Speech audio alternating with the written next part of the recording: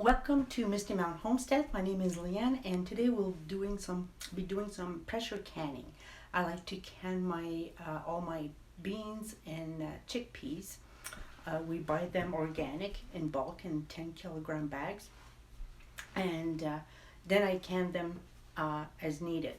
So I do a full canner, and I usually split it if I need black bean and chickpeas or black bean and white beans. And today I need white beans and chickpeas. We go through a lot of that.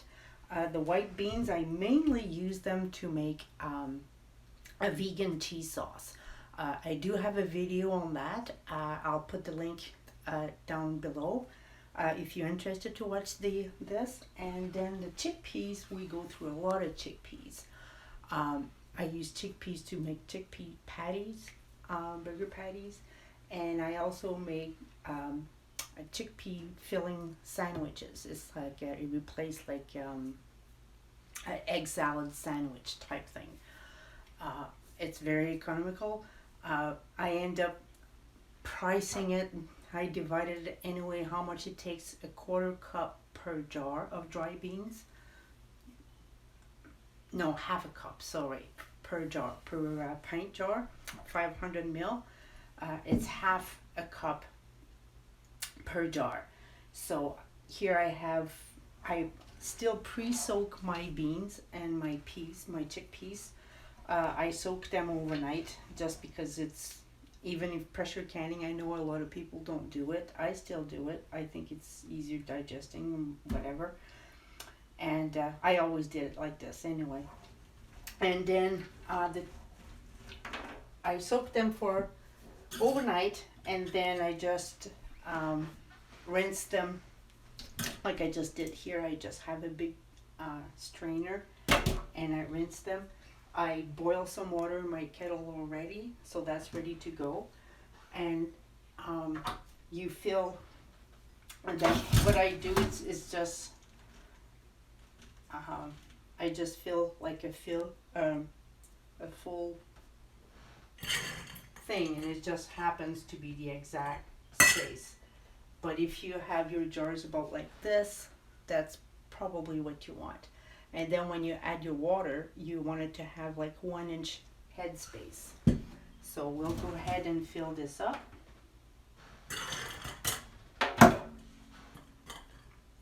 And I always rewash my jars before I use them for pressure canning. And for pressure canning, you don't need to sterilize them. You can if you want to. When you use pressure canning, especially at our elevation here, it's at 15-pound pressure. So the internal temperature goes to 250 degrees for an hour and 15 minutes that you use for that. Or is it, no, it's 75 minutes for these pints. I have to look it up again. But if they are washed and everything, there's no germs that's going to live with that temperature for that amount of time. So I always just wash them. There's no need for sterilizing them. Now this is different when you want to do water bath canning. It's much lower temperature. Obviously it's 210 degrees. Then you want to sterilize your jar because you don't want to have any bacteria. So it looks like I'm going to be a bit short on this batch. I was in a rush yesterday when I added these, so maybe not. Maybe I'll be okay. No, see, I'm a bit short, so I'll just steal from the other jar.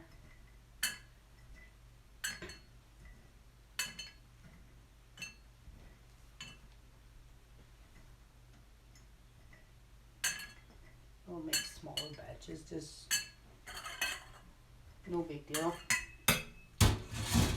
And then we just fill them up with boiling water. And I have like really hot water in my canner also, and just a little splash of vinegar. The vinegar, all it does, it prevents the minerals from the water to stain on your jars. And if you forget, it's no big deal. All you have to do is wipe them off and it comes off. It's not, but I did find out that at my elevation, if I put too much vinegar, it really does a number on my rings. They end up getting very, very dark. So I learned not to put too much in there. Just a little splash, maybe a tablespoon, and that's it. And I seem to have a lot less problem with that, since it's not really a problem. It's just it really stain your rings. They get really dark and weird looking. They don't look very nice, but they still work. I don't throw them out because discoloration. So this canner, that's an All-American 921 canner, and that will hold 16 jars. So 8 on the bottom, and then I double stack it, 16. So I'll put the small, this one has got a little bit too much.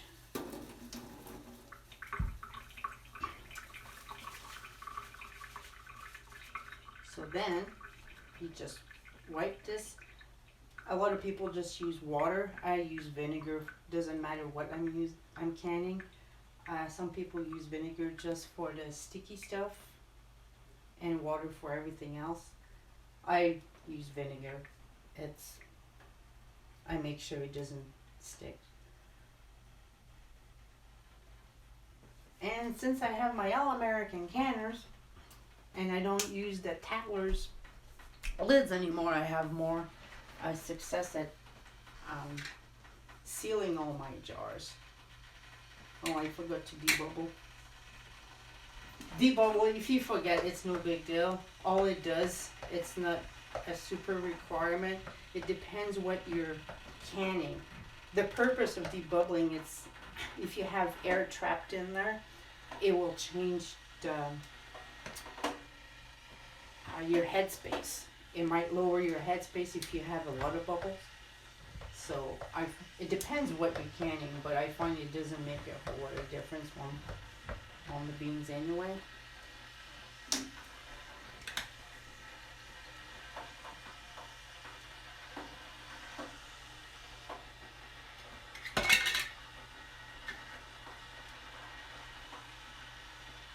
And yes, I don't know if I mentioned this already, but when we buy these in bulk, I think they average about like 30 cents a jar. And I really like that because it does not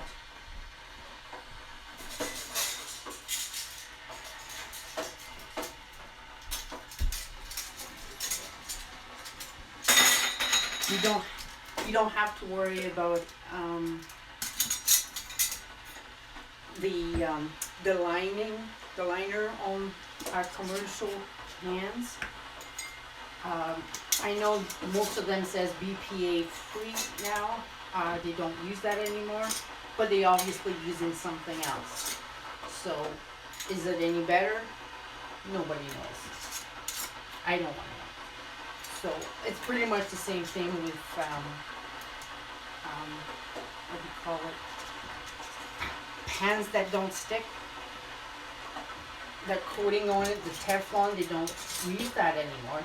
But whatever else they use, they just replace the Teflon chemical by another one. So the other one is just not proven to do any harm yet, but that doesn't mean that it's any better. So we don't use any of that. I try not to use cans. We use cans only for sockeye salmon and sardines. That's pretty much it. Everything else I much rather can myself for that reason. But it's a personal thing. I know with all the chemicals that we consume on an average, like there's enough of it that everything that I can avoid when possible, we just do. So then you just put your double stack here, and then I'll just do the same with the chickpeas. So I already washed my jars here. They'll pre-wash. I'll go and get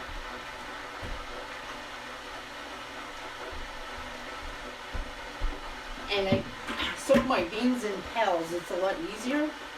It's bigger. And I just get my pails at the grocery stores. You just knock on, ask at the bakery section, and they have, this is real cream cheese icing and things like that, so it's food grade and it's free. You're just throwing them out. So if you ask for them, most of the time they'll just gladly give them to you.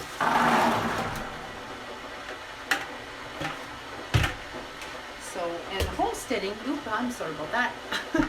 Homesteading, we use a lot of pails, outside, inside, especially if you have animals. We don't have much animals here. We're on 2/3 of an acre. We have chickens, and we have lots of raised bed. We're starting kind of a food forest. We have, a few years ago, we planted some fruit trees, apple trees, pear, apricot. Now we have some kiwis, not the regular kiwis you see at the grocery store with the fuzzy skin, but the, I think they call it hardy kiwi, I can't remember. But anyway, we can actually grow this in our zone. We are in Ontario, Canada, and we grow in zone 3B, 4A, depending on where on the property you go. And I always try to get, obviously, things that will grow here. So we have apricot, pear, plum, a sea buckthorn, and hazelnut. We have a bark nut, and what else do we have? I can't remember. I'm sure it'll come back to me when we do some tours from the garden this summer. We're not ready to do anything outside yet. As we speak right now, it's snowy, rain, mix outside. We had beautiful few days this last weekend. We went up to 25 degrees, I believe, Celsius. So that was really hot. That was summer weather. We went from deep snow, 3 feet of snow, and 1 week everything is gone. Super nice weather. But now we're back into not so good. But at least most of the snow is gone. Just a week ago we had snow banks 4 feet high still here. So I'm sure that I don't have to look at this anymore. I actually see some stuff coming up. Like daylilies are coming up. There's a few different ones that are coming up. The rhubarb, obviously, as soon as the snow is gone, it tries to peek through the snow to get it up. It's pretty amazing. Okay, so now we have, I did a better job of this one. They're pretty much equal, I would say.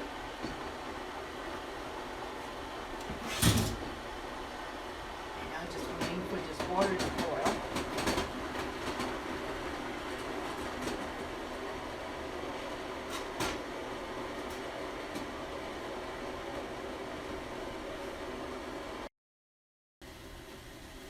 Okay, the water is boiling. So just fill this up the same way. About 1 inch head space. And I used to look at videos way back for canning.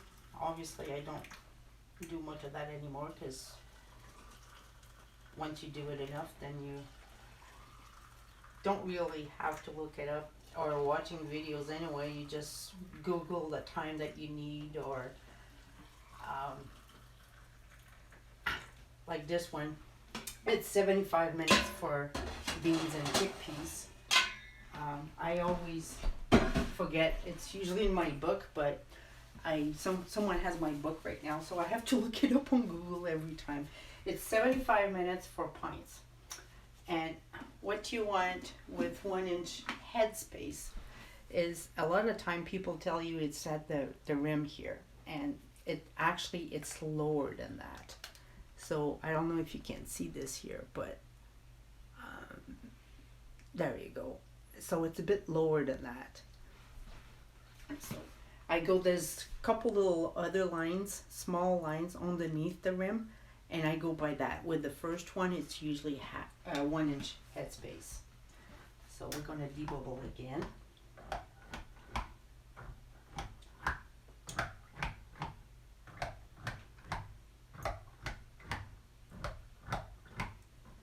And I know it can be very scary to can the first time. I know I was a nervous wreck. I started with an electric canner because I was too afraid of these. But you get used to it. I used to hear so many horror story when I was a kid that your great aunt or whatever, they had the thing explode and things like that. The canner explode, pressure cooker, and a lot of people are afraid of it because it's pressure. But really, they're so safe today. They have these safety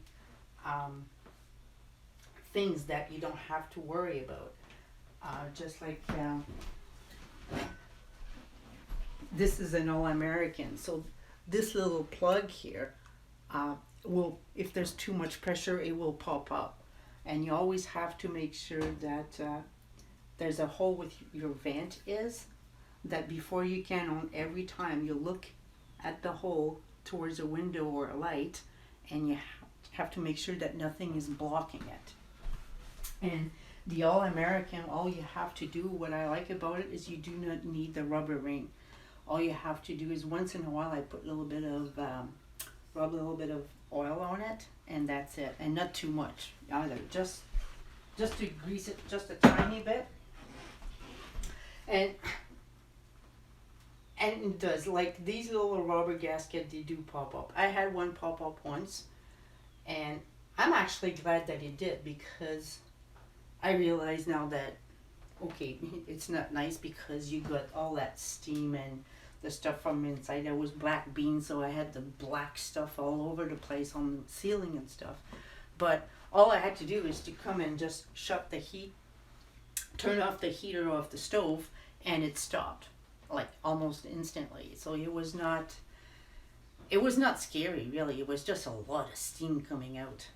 And then I had to order another plug to put back in, and I put the plug in, and I can since, and it's fine. So I'm actually glad that I did that. But yeah, that's all it is. So it's not scary at all. And that was my fault. I was not paying attention. I was talking, chit-chatting with the husband, and we were chit-chatting about something exciting, and I was not paying attention. The wiggler was going way too much, like too vigorously, too often, like pretty much steady, and I was not paying attention. So the pressure built up, and this is how I had my temperature at the same temperature as usually do, but for some reason it got hotter that day, and I had too much pressure in there. That's what happened. So, but that is the worst that can happen. But you just have to stay there. Obviously, if you stay there and watching it like you're supposed to, don't do like I do, then it should be fine.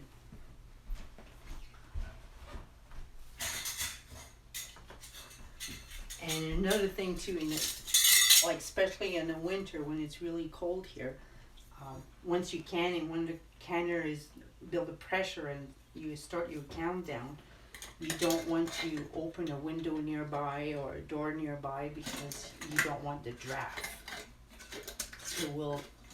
It can make something with the pressure. It can change your pressure a little bit. But in the summertime, I'm not worried too much. See, this is what I was talking about. I was putting too much vinegar in my jars, in my canner. So this is why it's black. But it, I wash it, it does not come off. And I still use them for canning. They just don't look pretty, but. And this, and when they say finger tight,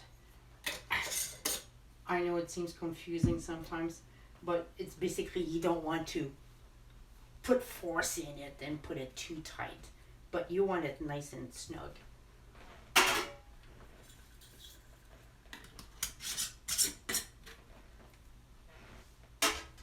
And then looks like I'm missing two. Oh, here they are.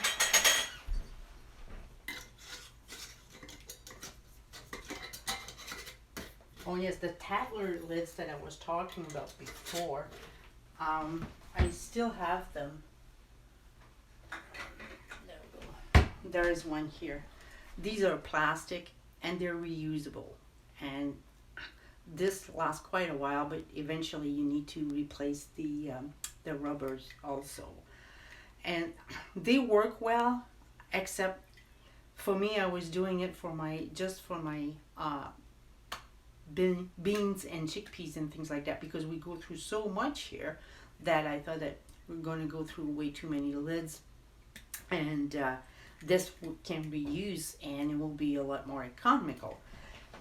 The thing is when you want to do beans and chickpeas, because of the gas of that they create, sometimes they'll just get loose. When you think it's tight, it's sealed, and then you go in the basement, you try to grab a jar, and the jar is open, it's loose. So then you end up with chicken food. So I don't do that anymore. So I just use the lids, the regular Bernardin lids that we have here in Canada. They are actually made in the U.S. They're Ball, Kerr, and Bernardin, and I think a couple of other ones too. It's all the same manufacturer, just different names on them. They all made in the same manufacturer in the States. They all owned by Ball, so they own pretty much all of them. I try some others. I just don't really trust the one made in China. I don't know. I just don't trust it. So I prefer, I know before anybody gets on my, put nasty comments in there, I do reuse my lids. That's just a choice that I do. I inspect them every time to make sure that the seal, the rubber seal, is not damaged or sticky or anything like that, and they're not bent. And I do reuse them. I've been doing this for a long time. I do have this nice jar opener that I got on Amazon. It's called Cookwise, and I can put the link down below if anybody is interested. This way you don't, I damaged so many lids with the regular jar opener, can opener. It was not, I had to throw most of them out, and it gets pretty expensive. And it also depends what I want to can. When if it's something with my, like these beans and chickpeas, I go through that so often. Maybe twice a month, I have to can some beans and chickpeas or something. Once or sometimes twice a month, for sure.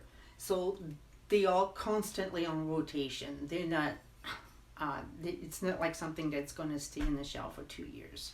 So these I try to use more, like the brand new lids and things like that. Also, years ago, you had to boil your and sterilize your lids before canning. You do not have to do that anymore, especially for pressure canning. I wash them. I make sure that they nice and warm and they're not super cold. But that's all. That's all I do. And we have no problem with that. So now it's time to do this. Okay.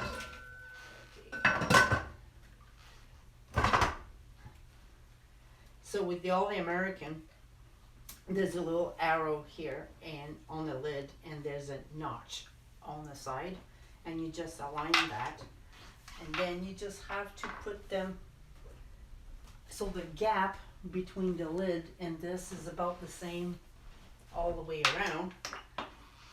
And then you always take both sides, the opposite side at once, and you tighten just a little bit, not too much. And then you do the same with the other ones. And double check that your distance between the lid and the canner are about the same. And then when they are, and this, you actually tighten as tight as you can. Let's do it. Yeah. Okay. And then the gauge, it gives you a good idea when it's almost ready to go or when it's almost done or whatever, but you don't go by that, like you just don't.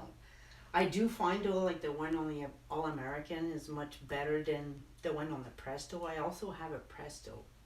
The one on the Presto is a bit more all over the place. So I'm gonna put my temperature at maximum until it builds up pressure. And then when I get to close to 15-pound pressure, no, before that's right. Then when it starts to boil and you have like a steady steam coming out of here, then you put your timer on for 10 minutes. And then you let that boil for 10 minutes to make sure that it starts to build a little bit of pressure. But you don't have that much pressure because obviously the steam is coming out of this little vent. And then you put your little gizmo here, the weight, and you have, I don't know if you can see that, it says 5 pounds, 10 pounds, and 15 pounds, depending on your elevation. If you're below 1,000 feet, you use 10 pounds. If you're above 1,000 feet above sea level, which we are here, I think we're at 17 or something like that, 1,700. And then when that steams for 10 minutes, then I put this thing on. And now I wait until it builds the pressure. And then it starts building the pressure. And then when that starts to jiggle a little bit, then you start your timer. For these, it's 75 minutes for pints. I believe it's 90 minutes for quart. I use pints today, which I always do with my beans anyway. So I'll be putting this on for 75 minutes. Once the timer starts at when it starts to jiggle, 75 minutes. And then when your timer goes off, you shut your heat off. You do not move your canner. You just leave it there.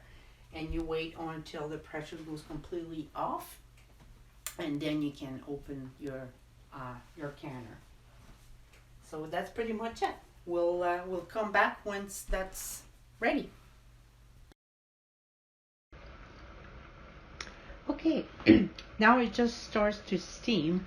I don't know if you can see that. It's hard to tell here. It may be hard to tell with this, but anyway, it just starts to see like a constant steam of that little vent here. I'll try to switch this camera around. Okay. I guess the camera doesn't really pick up the steam. Or maybe a little bit. Anyway, so we're just doing the steam and we counting down for, put the timer on for 10 minutes and we'll be back.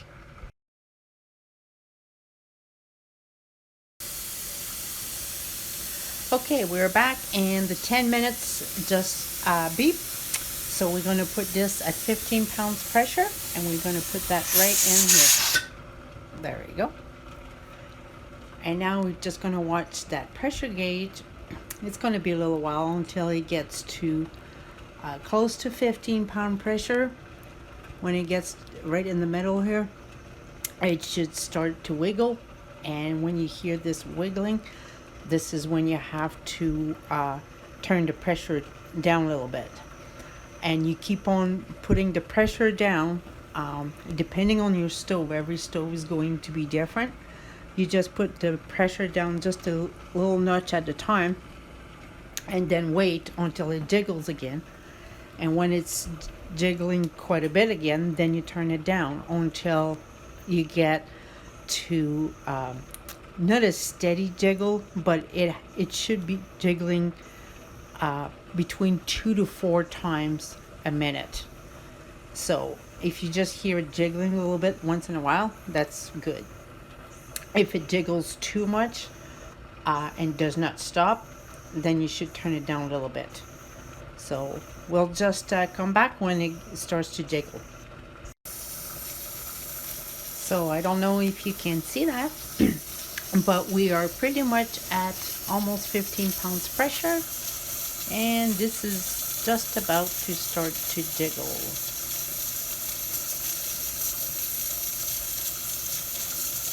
But it's not really jiggling yet, it's just wants to.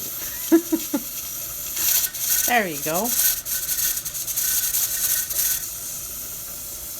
So it stopped, so I'm not gonna turn it down right away. I'm gonna wait until it starts to jiggle a little more.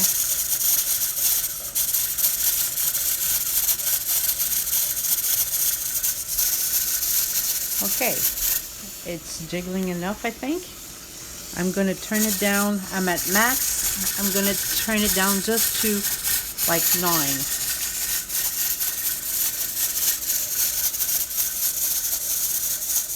And then I just wait to see what it does. So see, it stops again. That's good.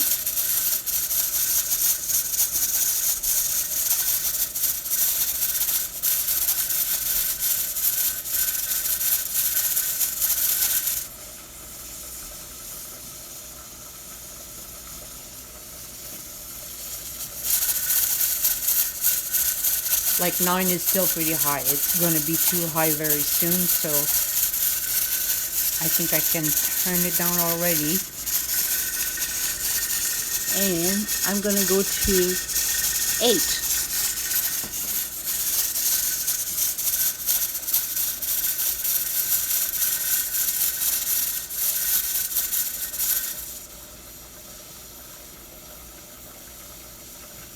Usually for my stove here with this setup, I usually have to turn it down to about 6, just a little under 6. So it's pretty much like in the middle of my burners. So my burners goes from max, which is probably 10, and then minimum that is 1. So when I go to 5.5 or just underneath 6, this is pretty much what this usually does.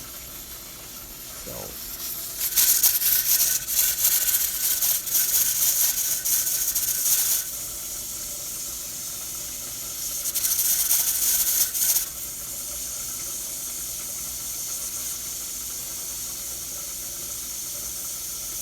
they usually take about, I don't know, just a little over 5 minutes maybe to bring it from max to 6. You don't want to do it right off the bat because you're going to make too much of a difference in the pressure. You don't want your pressure to go too low before it gets up high again. So you want to keep it at 15 pounds per pressure. And remember, this is only for if you're over 1,000 feet above sea level on your elevation at your location. If you don't know your location, I know there's apps you can get. Like I have an app on my phone that tells me. There's also, I think you can Google it with your location, but I'm not sure. In the States, I think they are more set up for this. If you put your zip code, apparently you can get it. But here, it also depends because there's so many little mountains here. People above the mountain here that it's the same postal code. They don't have the the same elevation. So you really have to, I think the app is better. There's a lot of free apps out there. Mine is free. And you can get your elevation there. But I find most time people have an idea what the elevation is.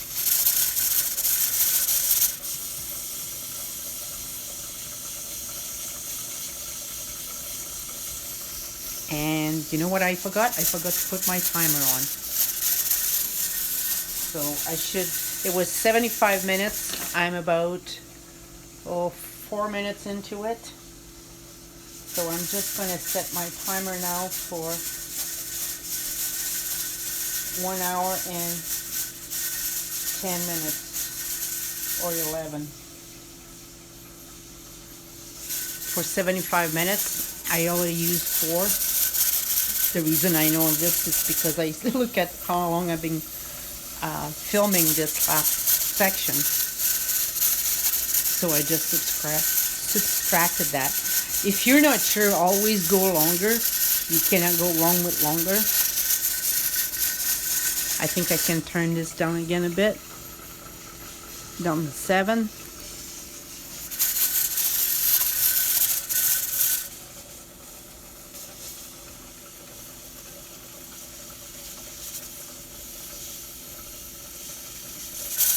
And then when I do have this at 6 or just below, I'll just wait for my timer to go off and adjust the temperature if you need to during the process. Don't go anywhere.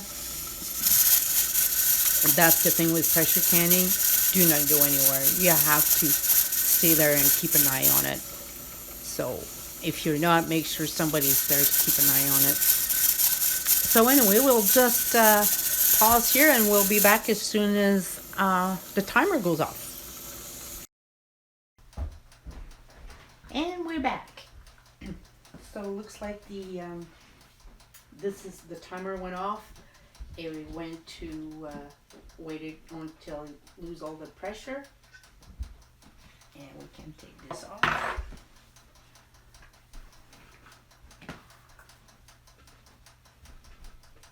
And this you do the same way as when you put it in. You always do the opposite sides at the same time.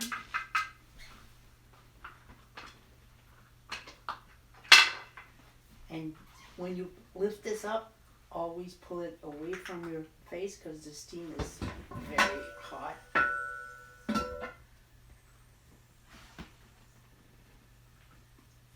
And don't be too much in a rush to do this.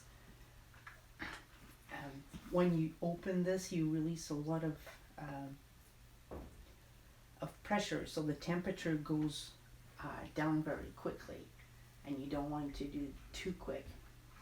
So I just open it a little bit, leave it for a couple minutes. They say 5. I know I don't have the patience for 5.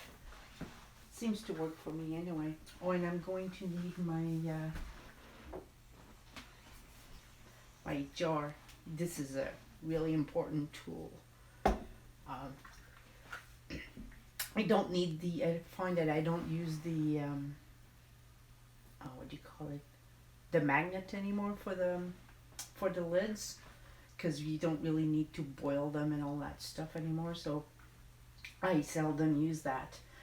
But this though, you do use it when you want to take them out of the canner because it's really hot. And the other little tool, the measuring thing, where is it? Hold on.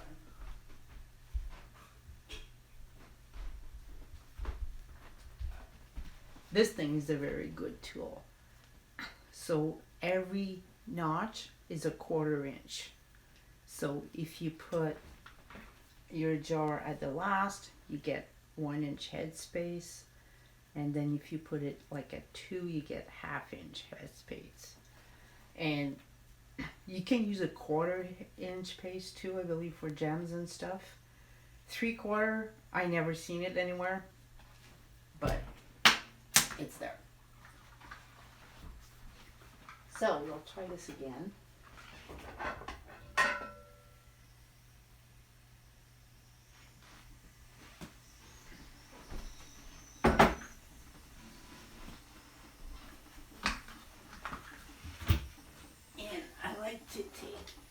good mint. Hear that sizzling?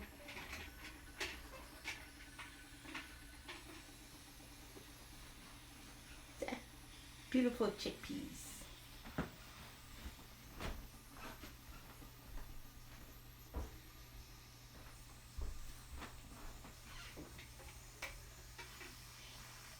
And then you just put them on a surface where they are not going to be disturbed until tomorrow morning. They have to stay 24 hours, well, overnight anyway. This is about 2:30, 3 o'clock in the afternoon. So, and you put a little cloth or anything underneath, not like on a hard cold surface. And you don't tilt them. Even if you end up with water on top, don't tilt your jars.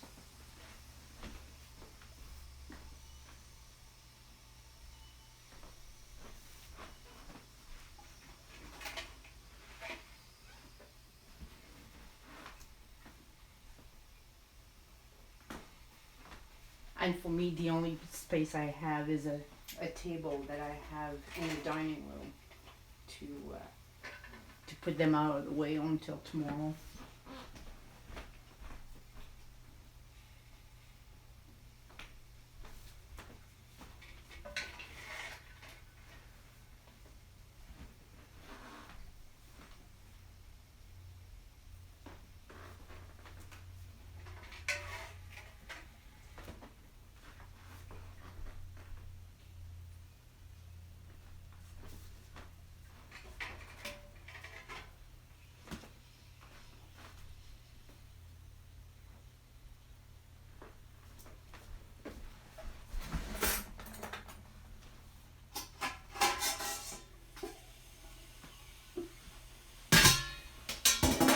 Oops.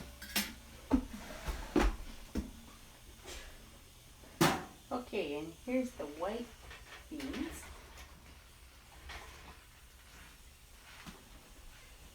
Yeah, pretty white beans. It makes really awesome cheese sauce.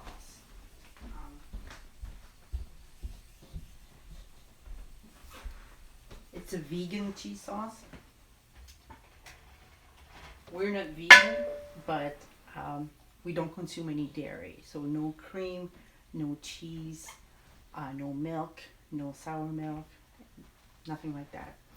And not much butter either. We do put some butter in some things, but not much.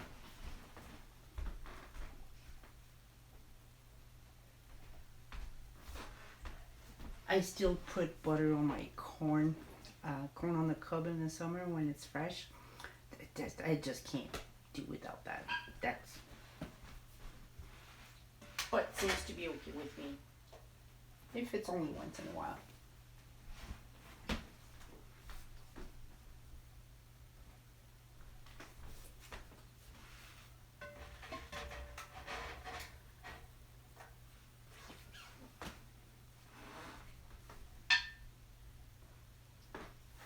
So we have a different ways to replace butter. If we want to butter bread or buns or something like that, you use hummus.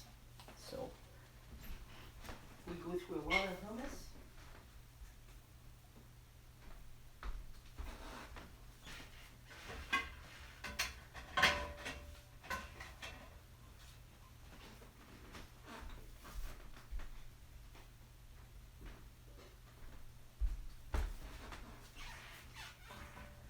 And we almost done here.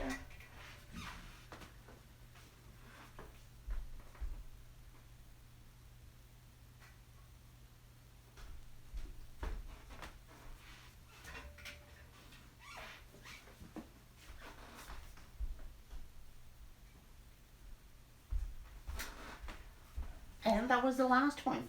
So all I need now is to clean up, wait for the morning. I think I'm going to upload the video today. We're not going to bother showing the full jars in the morning. It's just jars of beans or chickpeas. No big deal. So anyway, if you have any questions, Um, put them down below. I'll respond as soon as I can. And if you have any comment, just put good or bad. Just put the comments. Just be respectful a little bit. And yes, if you like the video, you can click subscribe, and you can also click the little bell button so you be notified for the next video. And the best way to help me with my channel is if you can share this to your social media. That would help me a lot. So, well, thank you for watching and have a great day.